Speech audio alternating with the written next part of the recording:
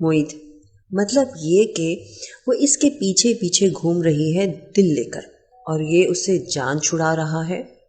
منائل: دیکھنے میں تو اچھی ہے، پھر بنا لو نا گرل فرینڈ، تمہارا کیا جاتا ہے؟ شیرو: مجھے اس پیار ویار میں کوئی انٹرسٹ نہیں، میں یہاں پڑھنے آیا ہوں، بس ان فالتو چکروں میں نہیں پڑھنے والا۔ ہم تینوں ایسے ہی کافی دیر باتیں کرتے رہے اور چائے ناشتہ بھی کیا۔ لیکچر کی بیل بجنے والی تھی مگر لائبہ ابھی تک نہیں آئی تھی۔ شیرو: یہ لائبہ ابھی تک نہیں آئی؟ لیکچر شروع ہونے والا ہے۔ تبھی لائبہ بھی آ گئی۔ معید: لو تیرے دل کی آواز سن لی تیری لیلا نے۔ منائل اور معید ہنسنے لگے۔ میں نے آنکھیں نکال کر معید کو دیکھا۔ لائبہ: تھینکس شیرو، یہ لو اپنا فون۔ ہم لیکچر کا بول کر جلدی سے کینٹین سے باہر نکل گئے، کہیں پھر سے لائبہ پیچھے نہ پڑ جائے۔ سب لیکچرز ختم ہونے کے بعد میں اور معید سائنس بلاک میں گئے۔ مہرین: کیسے ہو شیرو؟ تم کہاں چلے گئے تھے کل؟ میں امی کے ساتھ ماما کے گھر گئی تھی، مگر تم نہیں تھے۔ شیرو: وہ مجھے ایک ضروری کام آن پڑا تھا، پروفیسر کا فون آیا تھا۔ مہرین: او اچھا، ویسے تھینکس اس دن کے لیے۔ شیرو: اب کتنی بار تھینکس بولو گی؟ مجھے اچھا نہیں لگتا۔ کیا تم مجھے غیر سمجھتی ہو؟ مہرین میری اس بات سے مسکرا اٹھی اور شرم سے سر جھکا لیا۔ راحلہ باجی: کیا باتیں ہو رہی ہیں؟ کیا باتیں ہو رہی ہیں اور کس بات کا تھینکس؟ مہرین: وہ باجی کچھ لڑکے مجھے تنگ کرتے تھے۔ اس دن جب ماما مامی گھر آئے تھے، اس دن میں شیرو کے ساتھ بازار جا رہی تھی تو انہوں نے مجھے کامنٹ کیا۔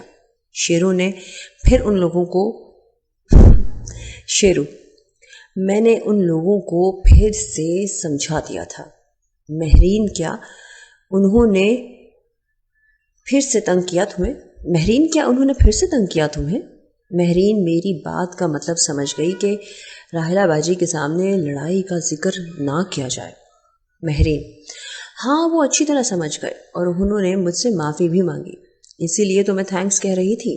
راحلہ باجی: واہ، یہ تو اچھی بات ہے، لگتا ہے شیرو اچھی طرح سمجھا لیتا ہے سب کو۔ مہرین: آج خود میرے ساتھ بات کر رہی تھی اور اس کی باتوں سے لگ رہا تھا کہ اسے میرا اس دن ان لڑکوں کو سبق سکھانا اچھا لگا، جس کی وجہ سے مہرین کا من شاید بدل گیا تھا۔ جو پہلے میری بات کا جواب بھی نہیں دیا کرتی تھی، وہ آج خود میرے ساتھ بات کر رہی ہے۔ میں دل ہی دل میں اس بات پر خوش تھا۔ ہم نے کچھ دیر باتیں کی اور اپنے اپنے گھر کی طرف نکل پڑے۔ گھر آ کر ہم نے کھانا کھایا اور ریسٹ کرنے کمروں میں چلے گئے۔ میں معید سے باتیں کرنے اس کے کمرے میں چلا گیا۔ شیرو: معید، مجھے تجھ سے ایک ضروری بات کرنی ہے۔ معید: ہاں بتا، کیا بات ہے؟ شیرو: یار انکل کام میں اتنا بزی رہتے ہیں، کیا کبھی وہ چھٹی نہیں کرتے؟ معید: اب یار اپنے کام میں یہی تو مشکل ہوتی ہے۔ نوکری کرنے والے لوگ تو ہفتے بعد ایک چھٹی کرتے ہیں، مگر جس کا کام اپنا ہوتا ہے وہ چاہ کر بھی چھٹی نہیں کر پاتا۔ پاپا کام کو آگے بڑھانے میں اتنی محنت کرتے ہیں کہ وہ چھٹی کر ہی نہیں پاتے، اکیلے ہی ہے نا، بس اسی لیے۔ شیرو: یار تم نے کبھی یہ سوچا نہیں کہ آنٹی کو بھی انکل کا ساتھ چاہیے ہوتا ہے؟ میں نے نوٹ کیا ہے آنٹی اوپر سے دکھاتی ہیں کہ وہ خوش ہیں، مگر اندر سے جیسے اداس ہیں۔ وہ انکل کو بول کے وہ کچھ دن کام سے چھٹی لے کر آنٹی کو کہیں گھما لائیں، جس دن ان کا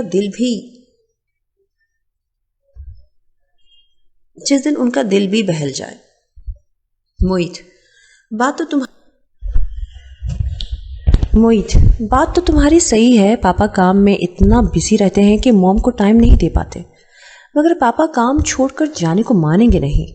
شیرو: کچھ دن کے لیے کیا تو نہیں سنبھال سکتا کام؟ معید: یار مجھے ابھی کہاں آتا ہے اتنا کام۔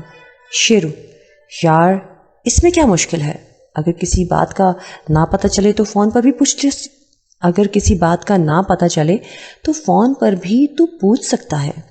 मोहित, बात तो सही है। ऐसा करते हैं, कल मॉम डैड की शादी की सालगिरह है। मैं पापा को बोलता हूँ वो मॉम को कहीं बाहर टूर पर ले जाएं।